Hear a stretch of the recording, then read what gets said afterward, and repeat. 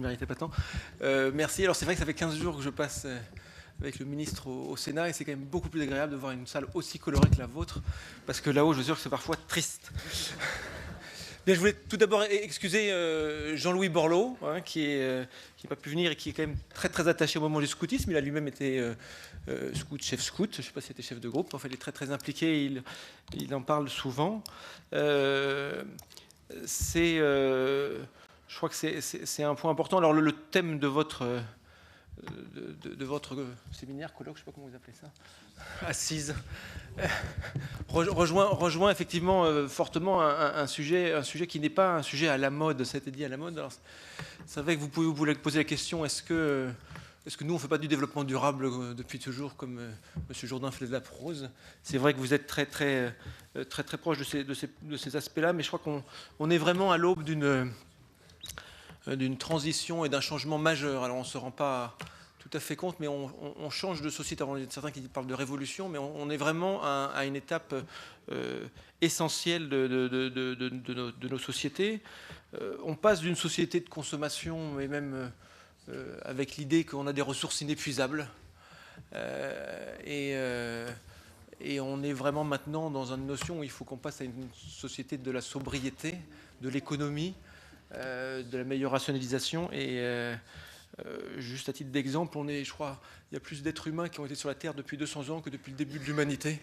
Donc effectivement, on consomme la Terre qui nous est donnée en partage de manière très importante. Donc on se doit de changer. Alors ce changement, c'est vrai que toutes les réflexions sur le changement climatique a fait beaucoup évoluer les choses, mais c'est bien au-delà. Alors le développement durable, on parle bien sûr de l'aspect économique, fonctionnement des ressources, on parle de la protection de l'environnement, et on parle aussi de tout l'aspect social. Alors c'est vrai que le mouvement scout en général est toujours impliqué.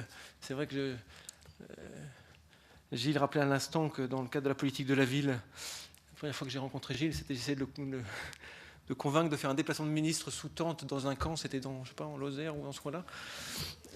Ce qui a surpris pas tellement Gilles, mais surtout le préfet, en disant mais c'est pas possible d'envoyer un ministre sous la tente.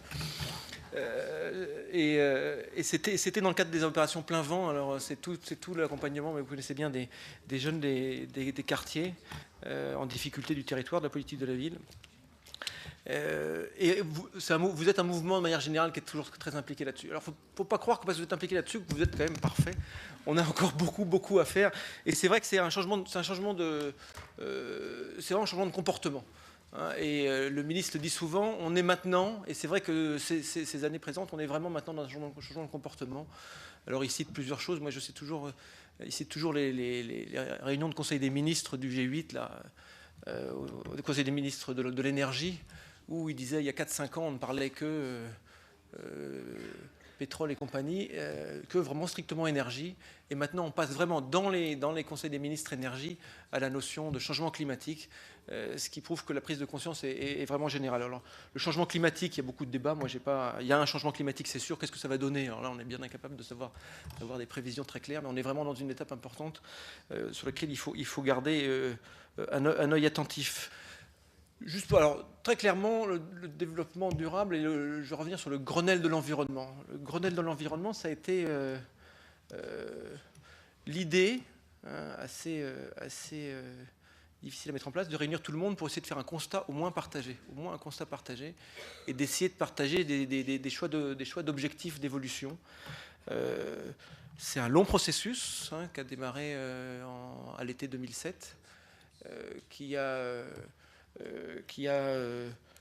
permis de mettre autour de la table des gens qui souvent étaient en relation bilatérale, parfois agressive ou très négative.